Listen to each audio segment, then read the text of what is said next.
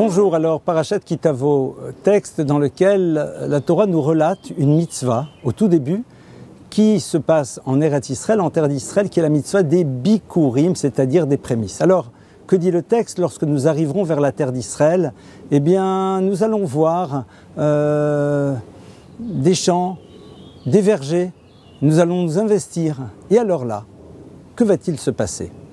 Lorsque nous allons pénétrer notre verger, que nous allons voir Te'ena Shebikra, c'est-à-dire une figue qui commence à pousser. La Torah nous dit, ces premiers fruits qui commencent à pousser sur les arbres, tu vas venir, tu vas les identifier, tu vas mettre un petit fil rouge. Et puis tu vas attendre que la totalité des fruits de l'arbre puisse mûrir. Et puis, lorsque ça y est, la récolte est arrivée, alors tu viens, mais attention, ces premiers fruits que tu as vus mûrir sur l'arbre, vous savez, ceux sur lesquels on a mis ce petit fil rouge, eh bien, tu vas les prendre et tu vas les amener à Jérusalem.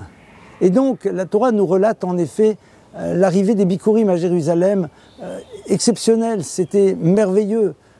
De tout Israël, les personnes arrivaient en transportant les premiers fruits de leur récolte. Et alors là, eh bien, on arrive au temple. On va au temple de Jérusalem, on se présente devant le Kohen, devant le prêtre. On a ce panier dans lequel les fruits sont disposés et on lui dit une phrase. On lui dit, voilà, rappelons-nous de notre histoire. Rappelons-nous de Jacob, de Lavan, de l'exil d'Égypte.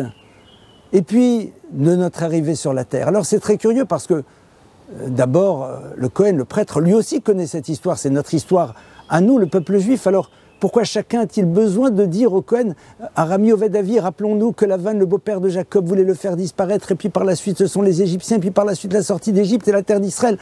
On est au courant, et surtout qu'on conclut et on dit, V'atahine veti, voici maintenant les fruits de ma terre. Ben, je me doute bien que c'est les fruits de ta terre.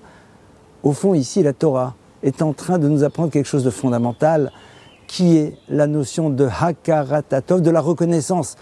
Mais la reconnaissance ne doit pas s'arrêter juste au fait que ça y est, nous avons des fruits. C'est vrai que c'est merveilleux. Ces fruits ont poussé, c'est génial, c'est exceptionnel. Non. La Torah te dit, rappelle-toi de toute ton histoire. Tu ne l'as pas vécue personnellement, bien sûr, c'est l'histoire de tes ancêtres. Mais rappelle-toi que si tu es là aujourd'hui sur cette terre avec ces fruits, eh bien, il y a eu une histoire qui a précédé. Il y a eu en effet, tout d'abord Jacob, toutes ces pérégrinations, ces difficultés, l'exil d'Égypte. Et chaque fois, le peuple d'Israël a réussi à émerger. Alors, au moment de Jacob, ce n'est pas encore le peuple d'Israël, ce sont ses enfants, mais par la suite, hakarat hatov, reconnaître les bienfaits, se rappeler en effet de chacun des détails de ce que nous avons reçu. Souvent, on se focalise sur un point, parfois le point de conclusion. La Torah te dit non.